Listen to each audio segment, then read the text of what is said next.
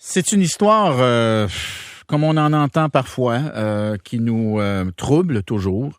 Ça s'est passé la nuit dernière aux États-Unis, évidemment, en Alabama, dans le comté de Limestone. La police a rendu publique une information à l'effet qu'un adolescent de 14 ans avait abattu avec une arme de poing 5 membres de sa famille. OK, ça se passe dans un petit village là, à la frontière avec le Tennessee, un village de 450 habitants. Pour le moment, là, on n'a pas de confirmation de l'identité des victimes ni de celle de l'assassin, mais il semble bien là, que ce soit les membres d'une seule et même famille. Alors, c'est très troublant, ces histoires d'enfants assassins. Et malheureusement, ça n'a rien de nouveau. Et Christian Page a été l'auteur d'une série sur les enfants tueurs qui a été diffusée sur Canal D. Et série pendant laquelle il avait répertorié une dizaine de cas semblables d'enfants assassins. Alors, on se tourne vers lui pour essayer de comprendre. Bonjour, Christian. Bonjour, Bernard. Ce qui est frappant et troublant, encore une fois, c'est qu'à travers les différents cas d'enfants assassins, il y a une espèce de profil type qui finit par émerger de ces différents cas-là. Ouais, effectivement, comme tu l'as mentionné, Bernard, je ne m'imposerai pas, je m'improviserai pas un pédopsychiatre ou un pédopsychologue, c'est pas mon travail de faire ça. Mais comme tu l'as mentionné, j'ai réalisé plusieurs séries qui s'intitulaient Les enfants assassins, probablement que des gens, les enfants tueurs, je crois, à Canal D. Je pense que beaucoup d'auditeurs sont familiers avec cette série. Et quand j'ai fait ces séries, j'ai côtoyé évidemment les policiers, les enquêteurs, les psychologues qui ont été impliqués dans ces investigations dans lesquelles les assassins étaient des jeunes. Et là, on parle de jeunes qui sortent à peine de l'enfance. J'ai les cas les plus jeunes, 10, 11, 12 ans, jusqu'à l'adolescence. Là. Donc, des jeunes qui commettent l'irréparable. Et je me rappelle une histoire qui a probablement marqué beaucoup l'imaginaire des gens. En 1993, probablement, tu te rappelles, Bernard, cette histoire de deux gamins âgés à peine de 10 ou 11 ans. En Grande-Bretagne. En Grande-Bretagne, qui avaient enlevé le petit Bulger, qui l'avait amené sur une voie ferrée.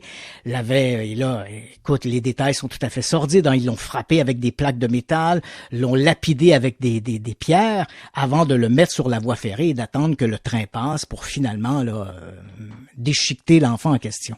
Fait que, l'histoire de James Bulger, ce petit garçon, évidemment, a ému beaucoup de gens et on a diabolisé, et à juste titre, bien sûr, les deux responsables de la mort du jeune Bulger. C'était deux gamins qui avaient 11-12 ans. Mais quand on regarde ensemble cette histoire-là, elle est horrible, tu le mentionnes, il y en a d'autres et on en entend de plus en plus parler parce que les médias, maintenant il y a les médias sociaux, il y a une accessibilité de l'information qui est beaucoup plus grande, mais des histoires d'enfants tueurs, il y en a eu dans les années 50, les années 60. Parmi les histoires les plus sordides, dans les années 60, une fillette britannique, Mary Bell, a assassiné 2 ou 3 enfants en les étranglant et elle avait 7 ou 8 ans. Donc, tu vois, ce sont des histoires monstrueuses. Ce qui leur ressort de ça, oui. Bien sûr, il y a des pathologies. Il y a des enfants qui souffrent de troubles cliniques, de troubles pathologiques. Et à partir de là, bien sûr, là, ça relève du domaine médical.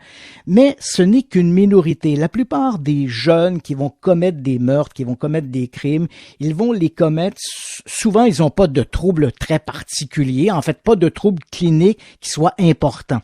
Ce sont des jeunes qui viennent généralement de milieux qui sont complètement déstabilisés, de familles recomposées. Généralement, la dynamique familiale, elle est tout à fait déplorable. Et moi, c'est ce qui m'a frappé comme journaliste en couvrant ces histoires d'enfants assassins. Je n'ai rencontré à peu près aucun enfant tueur qui venait d'une famille aimante et bien organisée. C'était toujours des endroits, des familles où la moralité était pratiquement absente. Il n'y avait pas de supervision parentale. Les enfants étaient laissés à eux-mêmes et c'était souvent des milieux assez sordides, socio-économiques très pauvres et bien sûr des problèmes d'alcool, des problèmes de drogue dans le couple.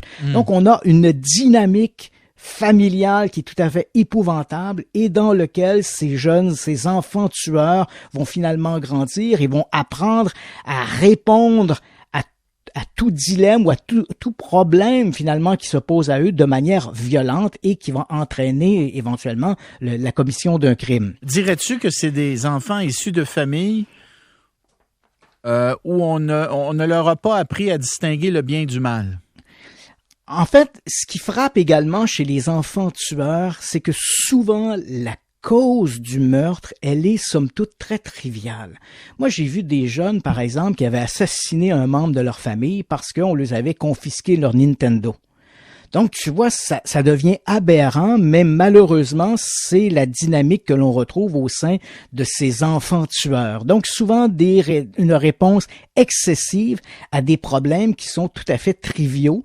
Et c'est comme si c'était une bombe qui menaçait d'éclater à tout moment. Et là, il y a comme un prétexte en apparence léger qui va faire éclater la bombe. Voilà. Si on prend par exemple cette histoire du jeune James Bulger, parce que je pense que c'est une histoire qui a marqué le monde entier. Quand les deux enfants là, décident d'enlever le jeune Bulger, bon, il est échappé pendant quelques minutes à la surveillance de sa mère, qui était devant l'étal du boucher, elle discutait, les deux gamins étaient là. Leur idée au départ, et c'est ce qu'ils vont confier aux autorités, leur idée au départ n'est pas d'assassiner l'enfant. Ils veulent s'amuser à perdre le gamin. Donc, on le prend par la main, on l'amène à l'extérieur du centre d'achat, et là, l'idée, c'est de le laisser comme ça à lui-même. Et de le voir paniquer probablement à distance, c'est ça. Paniquer à distance, et en même temps, les jeunes se disent, la mère va être complètement paniquée lorsqu'elle va constater que son gamin a disparu. Donc, tu vois, au départ, l'affaire semble très, très minime. Et là, les enfants vont se promener, ça se passe en banlieue de Liverpool, donc ils vont se promener dans les rues de Bottles, comme je te mentionne, c'est une banlieue de Liverpool, ils vont se promener avec le gamin, et là, après un certain temps, quand ça fait 1 heure ou 2 qu'ils se baladent avec le gamin, ils savent plus quoi faire avec. Ils ont pas pensé, ils ont pas réfléchi à la conséquence qui allait suivre. Et là, ils ont ce gamin-là de 2 ans avec eux, ils ne savent plus quoi en faire. Donc, ils vont l'amener sur la voie ferrée et on va s'en débarrasser, comme on se débarrasse d'un paquet de linge sale, finalement. Et là, ben évidemment, avec qu'ils ont peur, ils ont peur de se faire prendre avec l'enfant probablement, donc ils décident de l'éliminer. Est-ce que c'est ça la logique? En fait, oui, ils sont conscients que ce qu'ils ont fait est mal et ils craignent des représailles de leurs parents. Ils veulent pas être disputés, ils veulent pas être mis en pénitence. Donc finalement, on va se débarrasser du problème et se débarrasser du problème, ben c'est de l'éliminer de cette manière-là, sans penser aux conséquences que ça va entraîner. Donc et cet exemple-là, la mort du jeune James Bulger, elle est excessivement représentative de ce qui se retrouve dans les phénomènes d'enfants tueurs. On va commettre un crime pour se débarrasser d'un problème qui apparaît comme immédiat et qui est excessivement trivial. Donc, dans le cas qui nous occupe, tu le mentionnes, on a ce jeune de 14 ans, il contacte, c'était hier, il contacte les autorités, il est à peu près 22h30. Au départ, il essaie de s'esquiver en disant « Je suis au sous-sol, j'ai entendu des coups de feu à l'étage ». Alors donc, l'information est envoyée au shérif du comté qui débarque à l'endroit. Comme tu le mentionnes, Elkmont, c'est une toute petite ville qui a 450 habitants. Donc, les policiers arrivent sur place, ils prennent le jeune sort de sa cachette au sous-sol.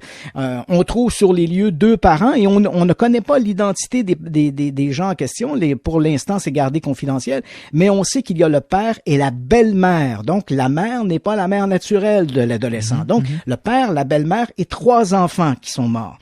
Et là, à ce moment-là, à force de questionner le jeune, ben, il avoue que c'est lui qui a commis le crime avec un pistolet, une arme de poing, 9 mm, qui s'est débarrassé dans un fossé.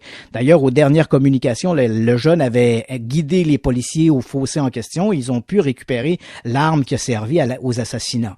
Donc, mais quelle est la dynamique de cette famille-là? Famille peut-être recomposée, on connaît pas pour l'instant les indications, mais moi je ne serais pas surpris, Bernard, avec l'expérience que j'ai en ayant fait ces séries des enfants tueurs, je serais pas surpris de découvrir que derrière ce drame se cache une famille tout à fait dysfonctionnelle et dans laquelle il y avait de la violence. Dans laquelle il y avait de la violence et sans doute une situation où le jeune a voulu répondre rapidement, instantanément à une situation qui était devenue pour lui intolérable. Même si, aux yeux d'un adulte, quand on regarde tout ça, souvent, la question nous semble tout à fait triviale. Ouais, je vais te dire, il n'est pas question de réhabilitation ben dans ces cas-là. Christian, c'est difficile de voir comment tu peux atteindre une telle intensité dans la haine, dans la violence. Dans comment dire, la souffrance que tu imposes à d'autres. Comment tu peux penser qu'un enfant, dans ce cas-ci de 14 ans, pourra éventuellement être reprogrammé pour vivre une vie à peu près normale? C'est très difficile d'imaginer ça, là. C'est sûr que on a des jeunes ici. Là, moi, il y a des trucs, Bernard, que j'ai vus et qui sont tout à fait monstrueux. Hein. Je rentrerai pas dans le détail, mais je me rappelle à un moment donné, je suis avec mon caméraman. Il s'agit d'un meurtre d'une fillette de 4 ou 5 ans dont le tueur l'a agressée sexuellement avant de lui sauter à pieds joints sur le corps et de la tuer de cette manière-là. Les images j'avais devant moi les photos qui avaient été prises sur la scène de crime et là on parle d'un gamin de 14 ans, de 13-14 ans. Et quand je regardais les images, étaient tout à fait terribles. Le procureur qui nous avait remis les photos me dit je peux pas vous laisser les photographies, mais vous pouvez les filmer si vous voulez. Et mon caméraman, qui avait un petit bambin à la maison, à peu près du même âge que la fillette assassinée, a refusé de filmer. Ouais, il me dit, moi, je peux pas filmer ça, c'est trop monstrueux. Donc, on voit des choses qui sont épouvantables et tu dis en même temps que ces jeunes-là, donc les jeunes qui ont commis les crimes, est-ce qu'ils sont réhabilitables? Je vais toujours donner une chance à l'humanité, mais c'est vrai que ce sont des jeunes qui sont sévèrement amochés. Ils sont amochés par la vie, amochés par ce qu'ils ont vécu, amochés par le contexte familial dans lequel ils ont grandi. Et ça demande énormément de travail pour pouvoir sortir ces jeunes de ce ghetto dans lequel ils se sont retrouvés. Le ghetto à la fois moral, psychologique dans lequel ils se sont retrouvés. Et sortir la violence qu'ils ont en eux, là. Bien sûr, c'est ça qu'ils expriment, là. Tu sais, qu'est-ce que tu veux? Tu dis un enfant de 11-12 ans qui tue un gamin de 2 ans. Tu dis, je veux dire, faut que tu aies vécu des choses épouvantables, il me semble. Ouais, tu sais, Bernard, on a parlé de ces deux enfants qui ont tué le jeune James Bulger. Lorsqu'ils ont été arrêtés, il y a eu le procès. Il y a des choses un peu sordides qui ont été dites dans le procès. Pas les mutilations, mais l'agression telle qu'ils l'ont décrit aux autorités, c'était quelque chose qui donnait froid dans le dos. Et ces deux jeunes ont été condamnés à être en supervision, en maison de supervision jusqu'à leur majorité. Et à leur majorité, Venables et Thompson, c'est le nom des deux gamins en question, ils ont été relâchés, si on peut dire, avec une autre identité. Le crime était tellement monstrueux que tu comprends que dans l'imaginaire et dans le public en Grande-Bretagne, ces jeunes-là n'auraient pas pu connaître une vie normale avec en gardant leur même nom, leur même identité. Donc, avec le secours de la couronne britannique, ils ont changé d'identité. Mais presque immédiatement après leur relax, l'un des deux jeunes a été arrêté pour violence et pour être entré en possession de matériel pornographique infantile. Donc, il s'est retrouvé à nouveau devant la justice. Donc, ça devient difficile là, de s'en sortir. C'est ça. Voilà, je ne me placerai pas. Comme je l'ai mentionné, je suis pas un criminologue ni un pédopsychologue ou psychiatre, mais c'est sûr que réhabiliter des jeunes aussi amochés, ça demande énormément de travail. Christian Page, donc, qui a travaillé à cette série Enfants tueurs qui a été diffusée sur Canal D. Merci, voilà. Christian. Ça me fait plaisir, Bernard. Bonne fin de journée. Toi aussi. On s'arrête. C'est Patrick.